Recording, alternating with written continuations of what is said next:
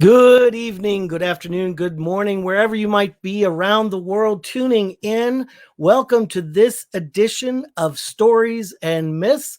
I'm your host, Craig Von Buzik, along with tonight's co-host, my son, who's back again. You remember him from an earlier episode, David Von Buzik. How are you tonight, David? Doing all right, sir. How are you doing today? I am doing very well. It is nice to have you with us here in the Metro Carolina Charlotte metro area.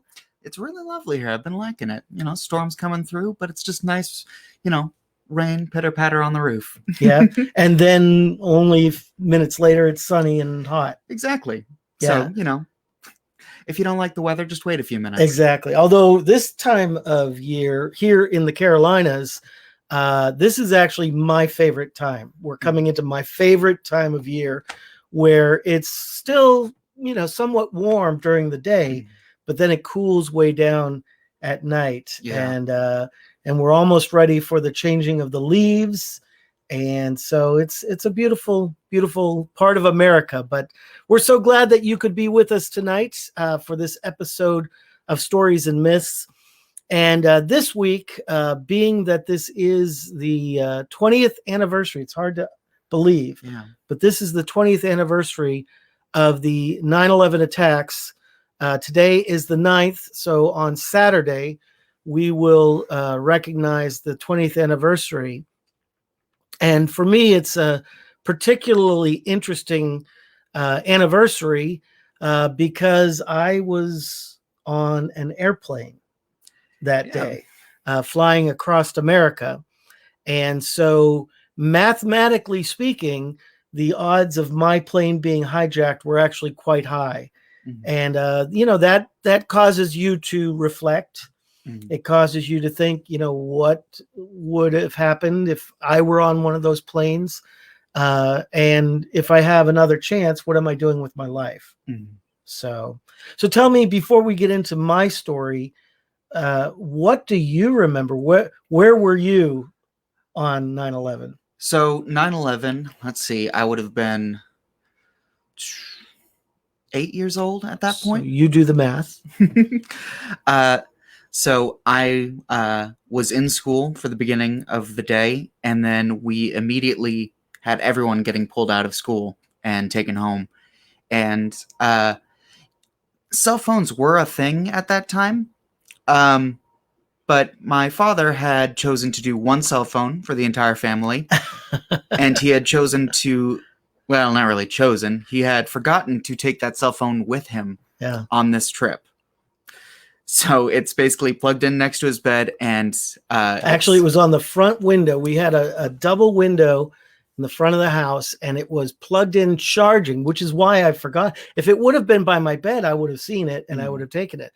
But the night before, I had plugged it in front of that window, and I left without bringing it with me. Yeah. So we, all the kids were pulled out of school and taken home, and not really a great situation just for my generation, because a lot of us did, kind of just get sat down at home in front of the TV where they were just playing the newsreel of it happening over and over. And so, with our family, Dad was on an airplane. We didn't have any way of contacting him or getting in touch with him. And then, for us, it was just kind of seeing that happening over and over. So obviously not a good situation, but, it's definitely a unique thing that our generation had, dealing with that at such a young age. Yeah, absolutely. And so many ramifications of that on society and on the world since you were a kid as a result of that attack. So, well, why don't we get into a little bit about my situation? Yes. So on the morning of September 11th, you were on an airplane flying across America. How did you first hear about the terrorist attacks? Well, I was going with my supervisor. At the time, I was a producer and a writer for CBN.com. And my supervisor and I were going to a conference in Chicago. And so we got on an airplane in Williamsburg, Virginia, very early that morning. And we flew from Williamsburg to Atlanta, and we had a layover in Atlanta. Mhm. And then we got on the plane and we flew from Atlanta to Chicago. And all 3 attacks happened while we were in the air. And so, of course, we weren't allowed to turn on cell phones. That was before you could buy cell phone time on an airplane. And so we had no idea what was going on. We were flying over peaceful, beautiful farmland. I remember looking down and thinking it was like a quilt, all the different farm blocks laid out in middle America. And so we landed at Midway Airport. And if you've ever been to Midway, you know that it is a very short runway, and you have to the pilot has to put on the brakes as you're coming to the end of the runway, because there's just a big cinder block wall at the end of the runway. So everybody's like this as we're barreling down the runway. But I'd noticed as I looked out the window that at every gate, not the gates to the airport, but gates going to the outside, there were police cars, and they had their lights flashing at every gate as we hurtled down this runway. And my first thought was maybe there was a local drug bust or, crime scene or, who knows what, but obviously I didn't think what it really was. Mm-hmm. So then we stopped and we started taxiing around, and it was, as people remember, it was a beautiful September day, blue sky, sunny. And so we're inside this airplane, and we stop right in the middle of the runway. And I thought, this is unusual. This is very, usually you just taxi right up to a gate. And all of a sudden the pilot came on the intercom and said, ladies and gentlemen, we are waiting for a gate to open up right now. There's nothing available. So at this time, you can turn on your cell phones. At which point I reached for my cell phone and realized I didn't have it. Mm-hmm. Fortunately, I was with my supervisor who did have a cell phone. And so he called or he turned on his phone. Well, it was like popcorn. Mm-hmm. One person behind me said, they've hit the World Trade Center with airplanes. It's a terrorist attack. Somebody else yelled out, they hit the other tower too. Somebody else yelled out, they just hit the Pentagon. All of this happened from Atlanta to Chicago. And that's how I learned of the 9/11 attacks. And so I turned to my boss and I said, life will never be the same again. And of course, it wasn't. I don't know if you remember it, but we lived in the Norfolk, Virginia Beach area. Mm-hmm. And when you guys were kids, we used to drive right onto the Norfolk Naval Base. Yeah. Like friends would come and visit us, and we would take them for a tour of the naval base. We would drive right up to the aircraft carriers and park in front. They were right there. Well, I mean, you would go to the airport and my dad traveled all the time and still does. But back then it's like, all right, so we're going to come to the gate and we're going to wave you off in the big window and watch all that going on at the gate. No, that is a thing of the past. Yeah. I mean, you guys would just walk around the security checkpoint. Yeah. So, yeah, I mean, I remember we took a friend on a tour of the George Washington, the huge aircraft carrier. I don't know if you remember that or not. But we went through the whole aircraft carrier. There's no way that you'd have access like that anymore. So, yeah, everything changed after that. Yeah. So after that happens, you get there, you're waiting for chance to taxi up to one of the gates. What happened when you first entered the Midway Airport? Well, we walk down the gangway, whatever you call that, the skyway from the plane into the airport. And at the end of the skyway, when you're about to enter into the airport, there was a National Guard soldier with a machine gun standing in front of our exit. And he just kept going, keep moving, with the butt of his gun. And I was like, oh, wow, this is crazy. Wow. I mean, just like that, your whole world changes. And so my boss tried to call our, at that time, vice president, who's now the CEO of CBN, Gordon Robertson, and also the president of CBN. But back then, he was vice president over our department, the digital department. Mm-hmm. And he kept getting a busy signal. All the cell towers were busy. But he finally got through to Gordon, and Gordon said, "Where are you?" We're like, "We're in Chicago." And he said, "Well, get back here immediately." Mm-hmm. And we knew that already we were told there will be no more flights for the foreseeable mm-hmm. future, which we told him that. And he said, "Well, go find a rental car or a train or a bus, but get back here." Mm-hmm. And so that's what we started doing. But on the way, there were the TVs up above. So we stopped and we watched one of the towers fall. Mm-hmm. And of course, I just said out loud, "Oh my God, oh my God." And the person next to me turned and said, "That's a rerun. That already happened. And the other tower is burning. They've hit both towers and they've hit the Pentagon."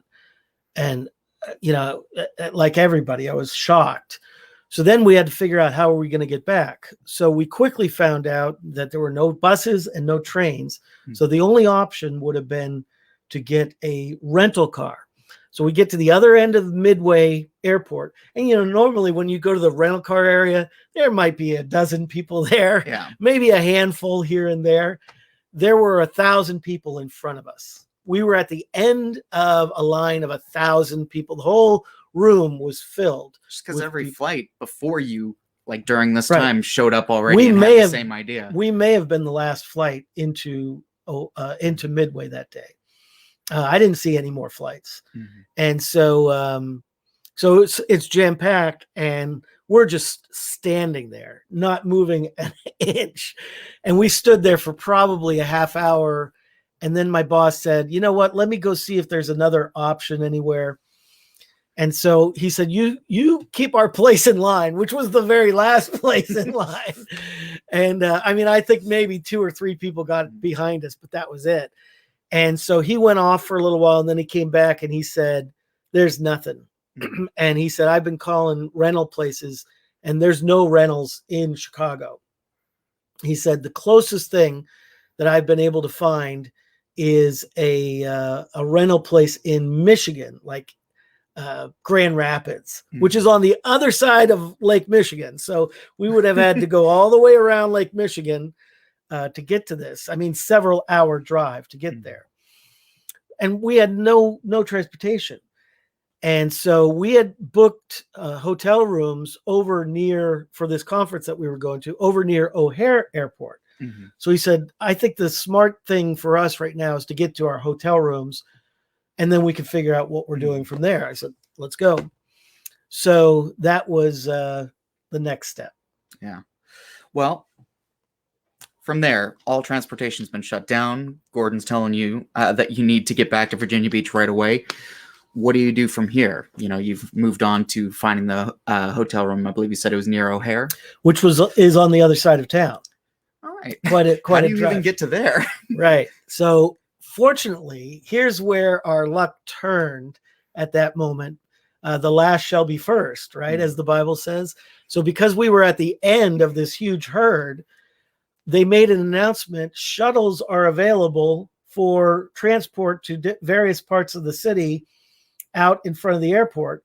And we said, "How about O'Hare?" And they're like, "Right here." So we were literally the first ones. And there was a huge stampede behind us of all these other people, but we got right into the van like that. So, God's blessing on the other hand.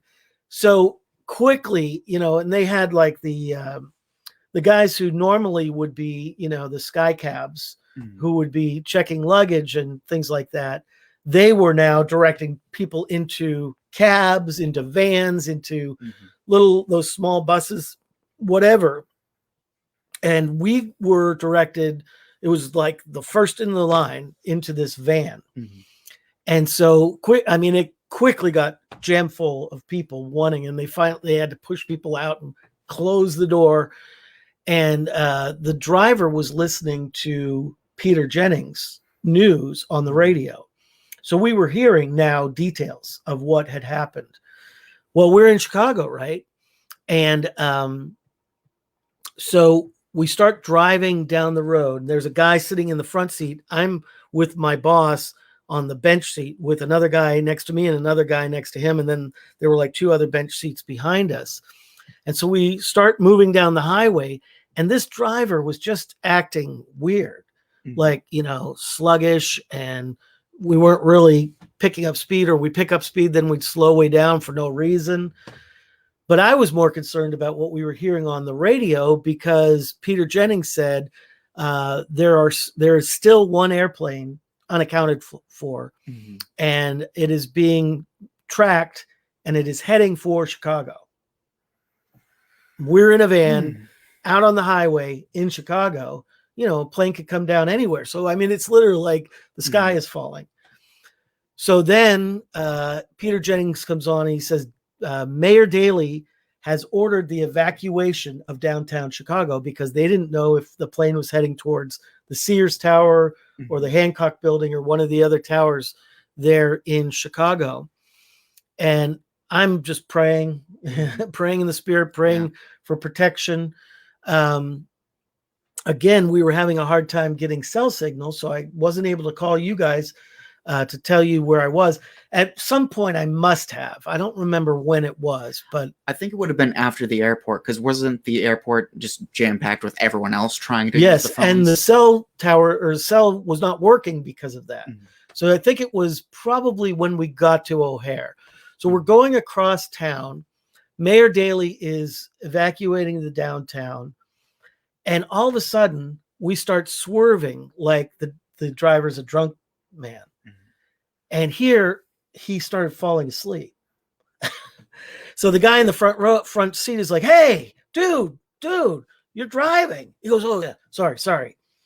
And we're like, what the heck? Of all the other things going on, now we've got someone who's acting like they're drunk or falling asleep. So we keep going a little ways, and all of a sudden he does it again. And this time, the guy in the front seat went ballistic. He's like, do you need me to take over? You are going to get us all killed. Get out of there. If you can't stay awake. He goes, I'm sorry, man. I'm sorry. I was up all night working the 3rd shift, and they called me back in. He said, well, just keep awake. You want me to talk to you? I'll just keep talking to you. How about if he all of a sudden went all Tom Hanks on him? How about if I just keep talking to you? And we're in the back in this next row going, oh my God, what is going on? So thankfully, I never felt more relief than when we got to O'Hare and opened the doors and I got out. But then it was like being in a post-apocalyptic movie. So, like when you arrived, O'Hare was just a ghost town. Yeah. I mean... Yeah, it was like that Will Smith movie where he's the only one in New York. Oh, I Am Legend. I Am Legend, yeah. Just walking around. That is exactly how it felt, and it was really weird. Well, yeah, because O'Hare is one of the busiest airports in America. In the world. Yeah. Yeah. And we walked in, and there was no one, at least in the part that we were in. There may have been people in other parts, but where I was, there was nobody. There was a couple other people, and that was it. And I had been to O'Hare many times, and it's always jam-packed. So it was very strange. Well, not only that, you just left an airport that was just packed to the gills. So getting to another airport and having it be like, oh, yes, there's not a soul. That's got to be like disorienting, I don't know, especially with everything else going on. I don't know why that part of the airport was empty, but it was. Yeah. So at that point, we had been talking about, or my supervisor was he had gone to Wheaton College, which is there in the suburbs of Chicago. And so he had talked about contacting one of his friends to either go to their house and use their phone or to get a ride or something. So he got a hold of his roommate, and his roommate said, yeah, I'll help you. Let me call it back. And I said, well, my parents are in Erie, Pennsylvania. I know that if I call them, they'll come and get me. And so when we got to O'Hare, I got on, back then you still had the like AT&T like cards. the pay card. Yeah, pay card. And I got onto the cell phone and I called my parents, and they're like, "It is so good to hear your voice." And my dad said, "We're sitting here. We knew that you were flying to Chicago, and we were sitting here watching what was happening on the news. And I turned to your mom and I said, we better get packed. We're probably going to have to go get Craig." That's true. That's exactly what he said. Love Grandpa. Yeah, he was a prophetic man and a great man. And, you know, I mean, how awesome of my parents to drive from Erie to Chicago, knowing that they'd have to turn around and drive wherever we needed to go, because we still had that rental car in Grand Rapids. Mm-hmm. So I told him, you know, would you please come and get us in Chicago? We'll let you know where we find a place to meet you. I said, we're at O'Hare Airport right now, but we're going to figure where we're going. So then I told that to my supervisor. He called his former roommate, and his roommate said, I can drive you as far as Gary, Indiana, which is just outside of it's actually still in the Chicago metro area, but it's just outside, across the border in Indiana. And so I called my parents back and I said, we're going to go to Gary, Indiana. I'll call you with the exact location when we get there. So they are driving towards Chicago. We're driving from Chicago towards Gary, Indiana. It's not that far, but it saves an hour or more for my parents. Yeah. And they didn't have to come into Chicago because God knows what. Yeah, because at that point, there was still no telling what had happened with the plane. Exactly. We didn't find out that until later that night when we heard that it was taken down in Pennsylvania. So that was the flight that went down, sadly, in Shanksville, Pennsylvania. So we're driving towards Gary, Indiana, and that was an interesting point in the story. Where did you end up meeting Grandma and Grandpa at in Gary, Indiana? Well, that's the next question. I know. It just leads in better if you tell me. Okay. Well, what I was pausing about was the whole question of how I felt, you know? So you said that you felt safest that day when you arrived at the truck stop in Gary, Indiana. Yes. Why was that? Okay. Because you hadn't said that yet. Oh, the truck stop part. I'm sorry. I apologize. So what happened is that we figured that was probably the easiest place for them to find us because it's right off the highway. And so we went to this, it was a Greasy Spoon. It was your typical Greasy Spoon place right off the highway, Gary, Indiana. And we go in there and it had that really mostly wilted food in a buffet. You know, you get the whole idea. You know, the typical thing where you put the quarter in for the music and the whole thing. And so we had a quick, bite to eat because we hadn't eaten anything yet. And by this point, we had gone pretty much the whole day without eating. And so we had a bite to eat. And then my supervisor went off to call his wife, I think.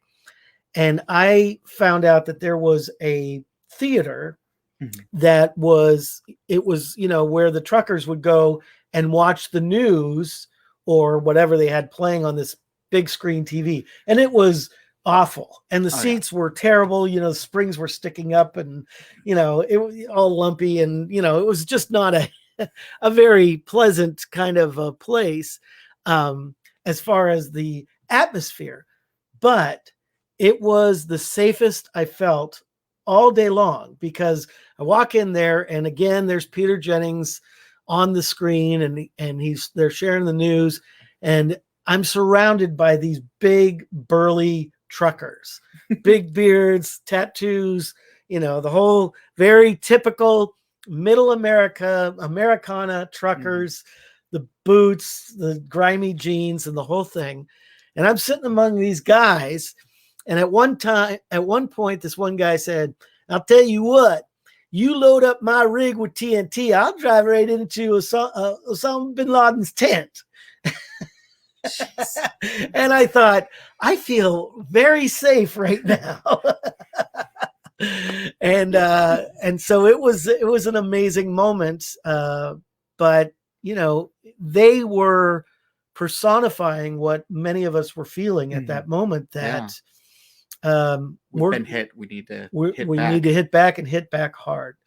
And so that was an interesting moment. But I felt very safe at that truck stop. And so Grandma and Grandpa, they, you contacted them, you let them know that they were at this truck stop in Gary, Indiana. What happens next? They come and get you guys? Well, first we hugged for a long time. On a day like that, it just reminds you of what's important in life. And so, it was a sweet reunion with my parents. And then we told them, we've got a rental car waiting for us in Grand Rapids. And my boss said, listen, CBN will cover your gas. If you need to get a hotel, we'll cover your hotel, but we need to get back as soon as possible to CBN. And so we start driving towards Grand Rapids, and my boss called to let them know we were on the way. And they said, well, we're sorry. We had to let that final car go, and we no longer have any cars, and we won't have any for days to come.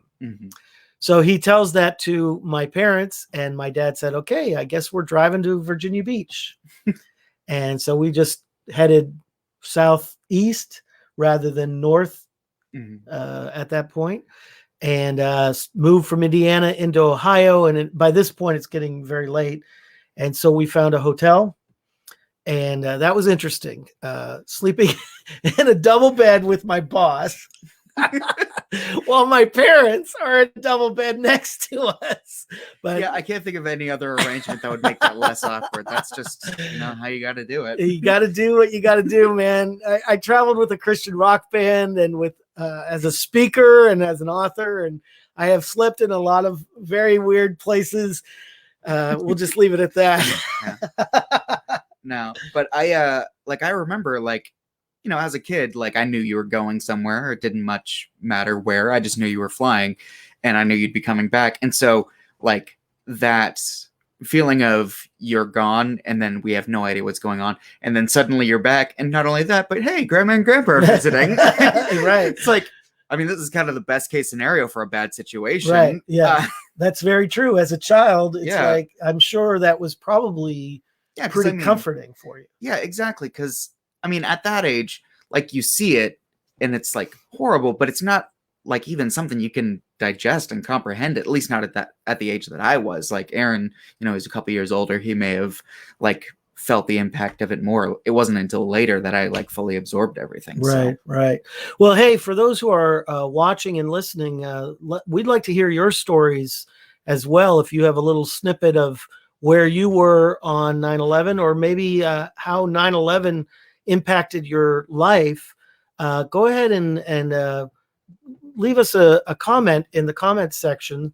If we don't get to it today, we can also talk about it next week. So feel free to either put that in the comment section, or you can send a comment or a question if you have one for next week's program to vonbuzik.com. That's you see my last name right there, our last name, VON. I'm going the wrong way. VONBUSECK.com. No space in the email, and send your question, or maybe if you need a little more time to type up your story, we'd love to share some of those with the audience.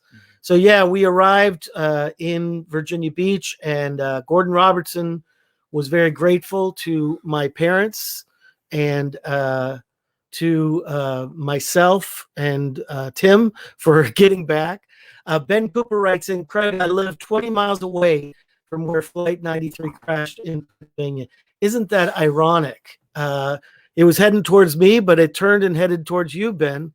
I'm glad that you and your family were safe. I actually, as we said, I'm from Erie, and we get up to Erie at least once a year, and I still have not stopped at the memorial site there. So Ben, maybe you and I and my kids we can maybe show us around. We'd love to do that if you're up for it. Not putting you on the spot. So thank you. Live on Facebook, it's fine. Yeah. So thank you, Ben, for sharing that. Yeah, it's really an amazing thing. And so CBN paid for the hotel, CBN paid for the gas, and we're very thankful to my parents. And that's my 9/11 story. Yeah. Well, I mean, let's change gears now and talk about Afghanistan. Immediately after the 9/11 attacks, American troops were sent into Afghanistan. Could you tell us a little bit more about why that was? Well, the CIA and the British intelligence and other spy groups, they all knew that Al Qaeda was hiding in the mountains in Afghanistan. This was not a secret. There were media reports for years. And I remember watching on the 700 Club. Someone had taken video and smuggled it out to show these training camps, the Al Qaeda training camps in Afghanistan. Daniel Wilbur writes in, and he said, was working in Erie and someone found a TV we used to show promos on. We all kind of stared in disbelief at it. Yeah, that's for sure. Here's Gary Sanowski, who writes in, I was working in a hardware store on 9/11 when a customer came in saying that the Twin Towers had been attacked. I later found out that my wife's brother-in-law was in Tower 2, wow, during the attack, but he was one of the fortunate ones that made it out. That's amazing. Thank God for that. Yeah, thank God for that. Thanks for sharing, Gary and Daniel. So we knew where Al Qaeda was. We didn't know specifically, but we knew that they were, that they were in Afghanistan, and the Afghan government, just like now, was so weak and corrupt then that was why Osama bin Laden, who was a very wealthy sheikh from Saudi Arabia, took his millions and raised millions from other people and set up this camp in Afghanistan because he knew that it would be difficult for satellites and for other surveillance equipment and for helicopters or spy planes to see where they were doing the training. And that's why, Afghanistan with its mountains, it's so remote and there's so many caves and there's so many places to hide that's why Al Qaeda went in there. And so as soon as we were attacked, I think it was the next day that we were sending troops into Afghanistan. It was within a very short amount of time. Yeah. And that was when they were talking about the what did they call it? The daisy cutter bomb and the bunker buster bombs, because they knew that there were bunkers that had been dug under the ground. And so they would drop these massive bombs that would hopefully penetrate. So when they got intelligence of where they possibly were, we were bombing the heck out of them, to be polite. And the bunker buster, that's the one that will drill down a bit, and then explode after it's dug through the ground a bit, right? Exactly. Here's from Dina Yohei. I hope that I'm pronouncing the last name right, but Dina, we were about to send our elementary school-aged daughter to the bus stop when our local Christian radio station reported the crash of the first building. We turn, and that's all we've got, Dina. We turn. So maybe you could send us another note with the rest of the story. But I think, it's like when President Kennedy was assassinated or the bombing of Pearl Harbor, people remember where they were. It's emblazoned in our minds. So one of the famous moments was when President Bush was standing on the wreckage of the Twin Towers, and somebody yelled out, "We can't hear you!" And Bush turned with his megaphone and he said, "Well, I hear you, and pretty soon the world is going to hear all of us." And Bush was resolute. He said, "Not on my watch. If we're attacked, we're going to hit them back, and we're going to hit them back hard, and we're going to hit them back fast." So Ben writes in again, a follow-up. He says, Follow up on the Shanksville crash site. The only item that was intact and not burned was a passenger's Bible. Wow. It was reported in the Bedford paper shortly after the crash, but no one ever hears that fact. That's amazing. Wow. Daniel writes in, that would be a great one to have you review here. Tell me what that is. Which part of that, Daniel, would you like to have reviewed? I'd be happy to do it if you could give me more specifics. So yeah, we move into Afghanistan, and then very quickly they ramp up the war there. And as we know, the war went on for 20 years. Well, not just the war that they ramped up security in airports, they ramped up so many different things. You know, the world did completely shift from that point. Yeah, as I said to my boss, everything changed and changed overnight. I remember at CBN, we had, I guess I'm not going to say what it was, but there was a threat of an attack. I remember that, yeah. Obviously, there are threats of attack all the time, but this was so credible that all the employees were taken outside, and they put yellow tape around this big field and said, you cannot go outside of this area. And it took several hours for them to find out whether it was real or not. Thank God it was not real, but you were talking about how life changed. Yeah. Dina writes in again some more. We turned on the TV and watched the rest of the events in tears and disbelief with her and her dad. She stayed home from school that day and drew a picture of the flag, writing "God Bless America" on it. We cried and prayed together off and on all day, wondering what this would mean for the future. Yeah, Dina, I think many people had similar stories that day. It looks like Daniel sent a follow-up as well. Oh, thank you, Daniel. What a great idea. Hey, Ben, what do you think of this? Daniel's suggestion is that we do a show of stories and myths, and you could be our guest at the Shanksville crash site. I was almost going to say Shawshank. Yeah, we could go do Shawshank too. That's not that far over in Mansfield, Ohio. But I think Ben may have also sent another reply slightly above Daniel's. All right, Ben writes, that would be great one to have you review here. So, that's Daniel's. Let's see what else. Let's go up here. There you go. Oh, that's the Bible. Yeah, the Bible one. So we got that. So Ben, let us know if we could come up. That would be cool. I'd go up just to do the show, and then maybe drive up to say hi to Mom in Erie, PA. Got to be quick with me. I'm from Erie, PA. That's true. Line from that thing you do, a movie that begins in downtown Erie, Pennsylvania. It's true. Totally fake, totally made up, but written by Tom Hanks, who lived for a while in Cleveland, Ohio. And what I heard, this is totally off the 9/11 subject, but what I heard, and I have to have this confirmed. If anybody else has heard this, you can confirm it, that when Tom Hanks was in a Shakespeare company in Cleveland, and so he would go back and forth between New York and Cleveland back then as a starving young actor, and he would ride the Greyhound bus.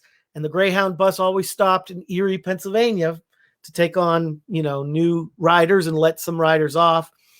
And so Tom Hanks was in a layover in downtown Erie and was walking around Perry Square, which is a very idyllic, very typical Americana square in Erie, Pennsylvania. And what I understand is that he had the thought, if I ever make a movie, I'm going to make it about a town like this. And so that's when he chose Erie, Pennsylvania as the starting point for that thing you do. So Dina writes in, first of all, Ben writes in and said, set it up, Craig. An email is on the way, Ben. So then Dina writes in, by the way, my friend's son was one of the Navy SEALs who got Bin Laden 10 years later. Oh, my goodness. That's amazing. Well, Dina, a lot of the security guards at CBN were former Navy SEALs. And so after 9/11, some of my friends went back in because of their training. They needed to go, and I would see them now and then, and that because I knew some of their wives and so forth.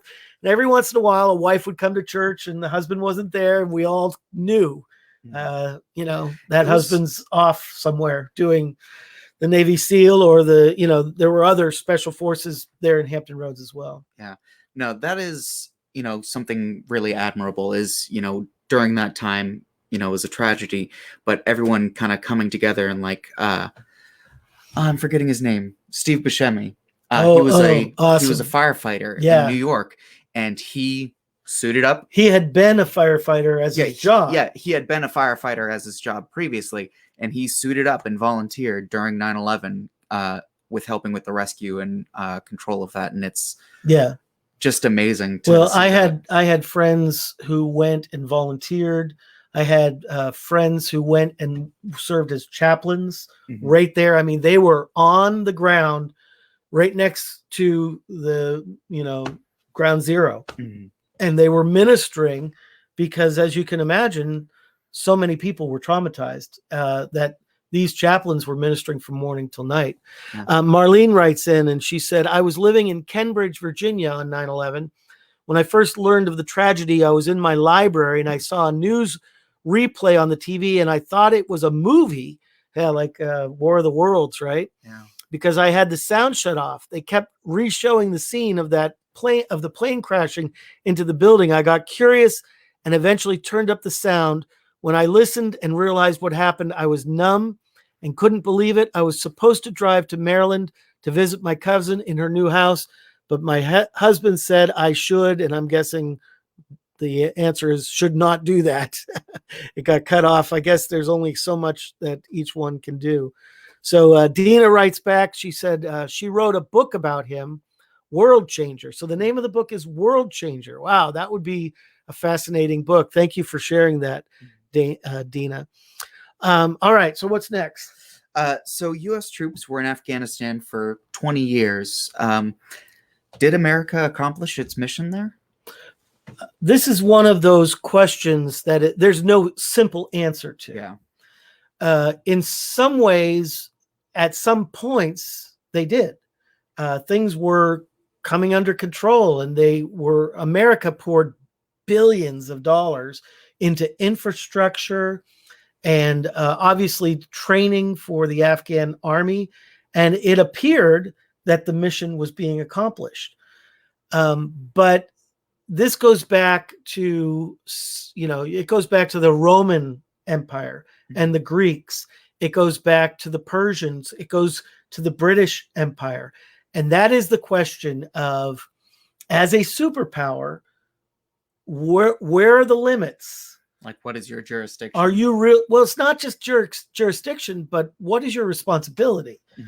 You've seen that Spider-Man movie. With great power comes great responsibility. Exactly. And it's just as true for nations as it is for individuals.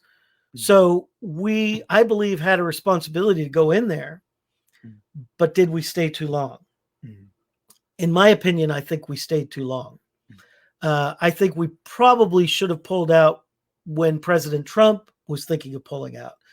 But the problem, the other side of the coin, is that when America pulls out and when our allies, the British and others in NATO and other forces who fought in Afghanistan, when those forces pull out, there's a vacuum and something's going to fill it. And so the goal and the hope was always that the Afghani army and the Afghan government would be strong enough to hold back the tide. I think that how the pullout took place is part of the reason why we failed. Well, what are some of the lessons that we can learn from our time spent in Afghanistan? Well, I think that, Mark Twain said it this way, and it's amazing how we see it again and again. He said, history doesn't rhyme. And we say, wait a second, I thought that, history repeats itself. Or I'm sorry, he said history doesn't repeat itself. What he said is history rhymes. Mhm. So he's absolutely right. It's never an exact replica, but so often it's so similar. So, the British were in Afghanistan in the 19th century, and it was a disaster, and they pulled out with their tail between their legs. The Russians, the Soviets, were in Afghanistan in the 20th century, and it was a disaster, and they pulled out with their tails between their legs. And now America, it's our turn. We should have listened to Fazzini, right? It's like never get involved in a land war in Asia. Never get involved in a land war in Asia, but only a little bit less, what is well it? known as this. A little bit less well known as this. Never go up against a Sicilian when death is on the line. It's true. So Vanzini from The Princess Bride, actually, if we would have listened to him, maybe we would have avoided a lot of this. But I don't honestly think that we could. I maybe shouldn't be joking about something as serious as this, but I don't think we could have avoided going into Afghanistan. Well, I think the lesson you asked about, the lesson is that we should have withdrawn in such a way that, one, we were supporting the Afghan government and the Afghan military. Part of the problem, and if I am not completely correct on this and somebody knows different, tell me, but what I have heard and what I've seen in my research is part of the major problem why the Afghan army crumbled so quickly is that they were highly dependent on the technology that we had given. But in our pullout, we pulled out all of the contractors who were giving them information and parts and repairing the technology. And so when all those people were pulled out, that was one of the major hamstrings. It was like the Achilles heel of all of these billions of dollars of equipment and training that we had poured into Afghanistan. And so it was, from what I understand, that was one of the big mistakes in our pullout. Also, we basically told the Taliban, we're leaving at this time, and just a heads up so that you'll know when to come in. We should not have telegraphed when we were leaving. We should have slowly left, like staged in stages, and also I think kept maybe a small force like we've done in Germany since World War II, like we've done in Korea, South Korea since the Korean War, leaving a small force there enough so that if the enemy starts to get belligerent, that there's a force to do the first act while we then rush troops to the area. Mm-hmm.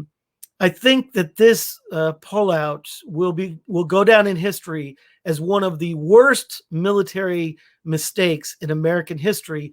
It's not even, in my opinion, it doesn't even equal what happened in Vietnam and in Saigon. And I was a little kid watching that terrible tragedy when Vietnam fell.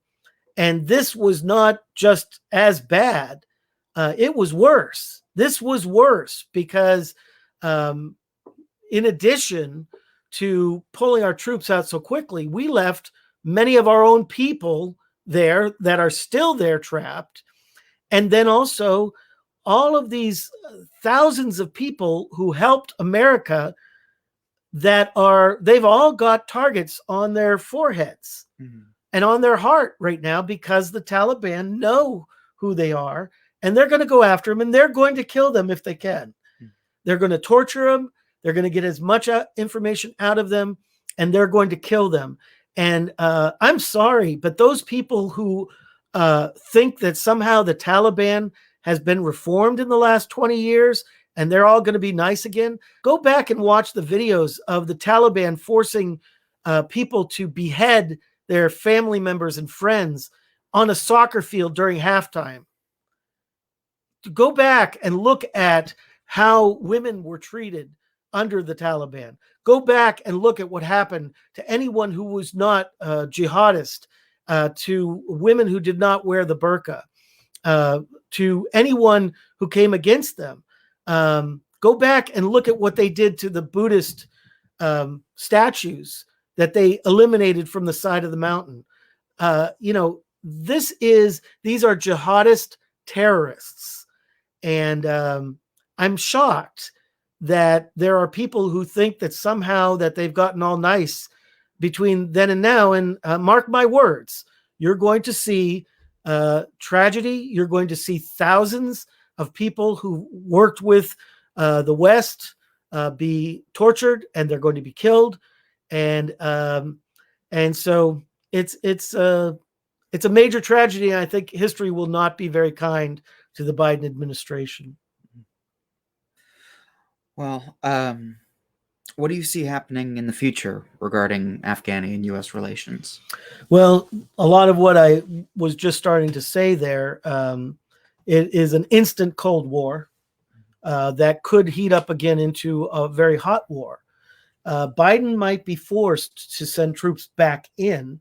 The problem is that the Taliban will be entrenched, and we will lose a lot of our soldiers if we ever have to go back in, whether it be an extraction or whatever it may be.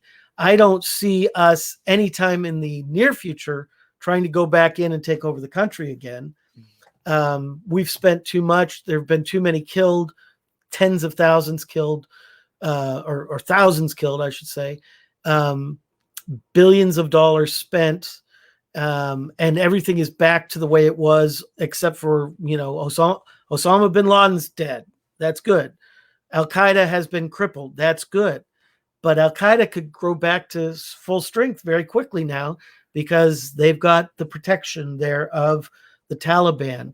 So there's no ending to our involvement in Afghanistan. This is a pause. We'll see where it goes from here. It'll be years before we do any major attack in Afghanistan again.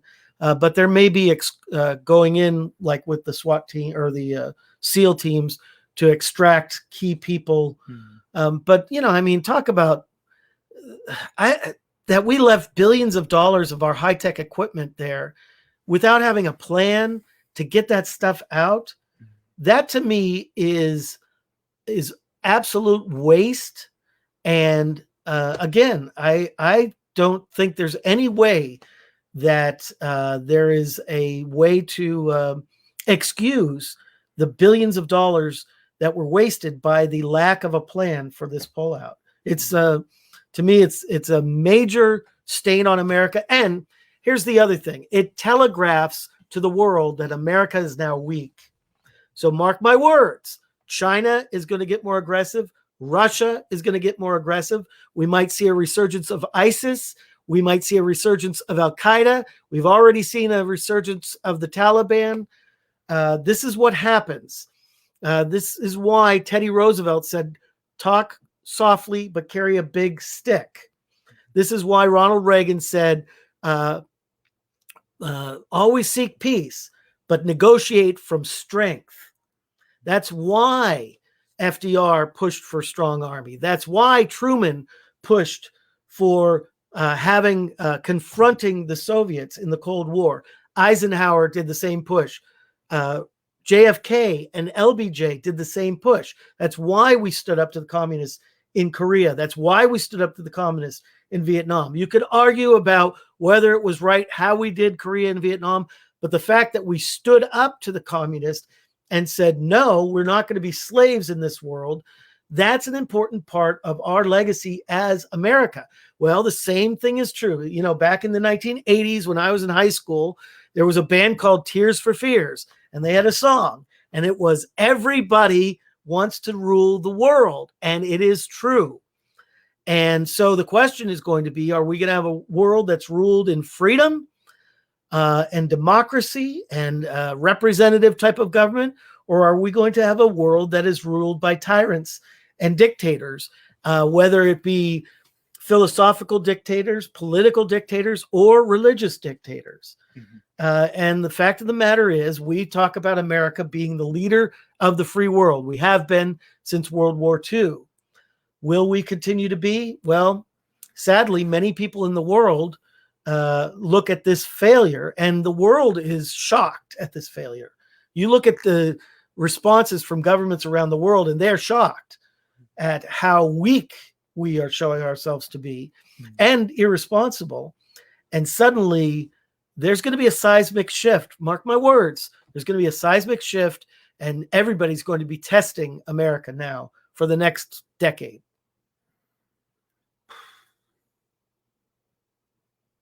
It's a happy note to end on. Well, here's the good news in all of that. And that is that we're very fortunate that our founders founded this government as a representative democracy, seeking a more perfect union. It wasn't perfect when the Constitution was formed. We know that. There was slavery. Only white men could vote and hold office. Only white landowning men, yeah, too. right. There was all kinds of, racism, and women did not have power, all that.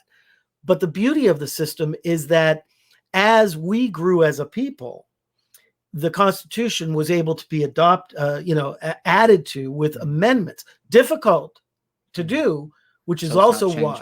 So it's not changed willy-nilly with every wind of change that comes through. But when the people truly come to a place where they say, this needs to change, we've changed that Constitution. And then we have been, especially in the 20th century and now in the 21st century, a beacon of light. That is why people from all over the world want to come here. That is why people from all over the world send their children to have education here. That is why America has stood up for freedom around the world. Not always, we've made our mistakes, but overall, the desire is that there would be freedom among the people.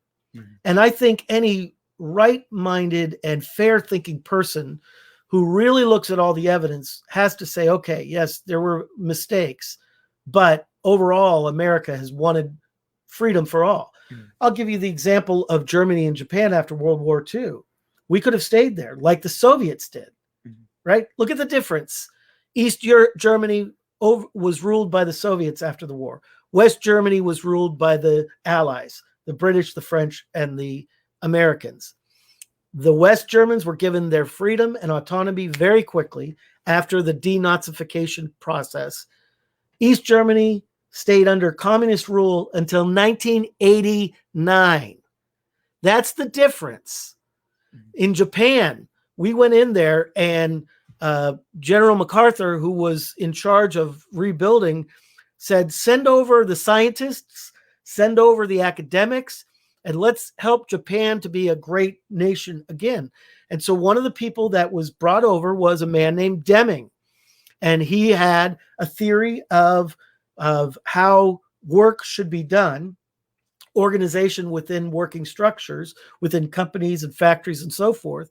And that was a team approach, a round table approach. While there was a final person who made the final decision, everybody in the team gave input, and then they came to conclusions based on that.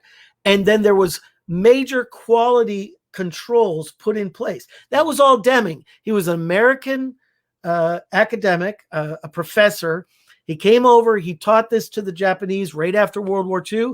They embraced it, and that is one of the reasons why Japanese products are the best in the world to this day. And they will tell you, we adopted the Deming model. That was because America went in and helped to rebuild. When the Soviets cut off Berlin, we dropped supplies and made sure they were taken care of. So many different things. So if America will stand up to its responsibilities, then I believe that it can continue to be a force for good in the world. But it's a dangerous world we live in. And so really, it goes back to 2 Chronicles, where the Bible says, if my people who are called by my name will humble themselves and turn from their wicked ways and pray and seek my face, then I will hear from heaven and I will heal their land. And right now, we need God to heal our land, to protect us from another 9/11, and to protect free, loving people around the world, and hopefully to spread freedom to other nations of the world. Well, once again, thank you so much for joining us for this edition of Stories and Myths. I encourage you to hug someone that you love tonight. Hug David. And to pray for our leaders, pray for President Biden, pray for Vice President Harris, pray for the Congress, pray for the Supreme Court, pray for your governors and for your local leaders. We all need to do our part, and we all need to do what we can do, just like God said to Moses at the burning bush, what is that in your hand? And so what is in your hand? How can you make a difference? If you're interested in learning more about my books, you can go to my website, vonbuseck.com, just like it is down below here, VONBUSECK.com, without the space. And one of the books that is related to kind of what we've been talking about tonight is called I Am Cyrus, Harry S. Truman and the Rebirth of Israel, which tells the story of what happened in the Middle East and in Palestine, or what the Jews have called for more than 3,000 years, Eretz Israel. And the story behind that, the story behind the birth of Truman in the 1880s, the birth of the Zionist movement in the 1880s, and how those two stories had parallel tracks and then came together when Truman was president and had to decide whether or not he would recognize Israel and what he would do with the 1.5 million displaced persons who were still in concentration camps. The book is I Am Cyrus, Harry S. Truman and the Rebirth of Israel. So we are so grateful that you've been with us. We're here every week to tell stories that matter, hopefully stories that inspire, that make you think. Maybe they infuriate you, or maybe they just give you a little bit more insight into what has taken place so that you can make decisions for yourself, for your family, and especially when you go into that voting booth and hit that lever. So thank you for joining us. We're here every week, Thursday evening, 7:00 p.m. Eastern Standard Time. So come back and see us again next week. Same bat time, same bat channel. God bless you. Take care.